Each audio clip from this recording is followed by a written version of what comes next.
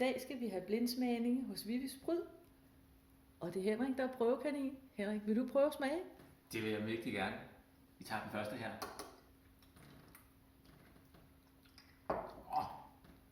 Det er en af mine yndling. Det er blomme og hyben. Er det rigtigt? Ja, det er rigtigt.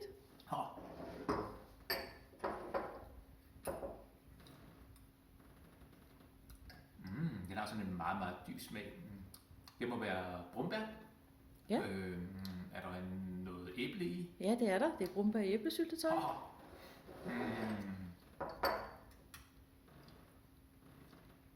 Det er nemt. Det er jordbær. Hvad er der ellers i? Solbær. Det smager altså mega godt. Og så den sidste. Ja. Og den er lidt stærk. Det er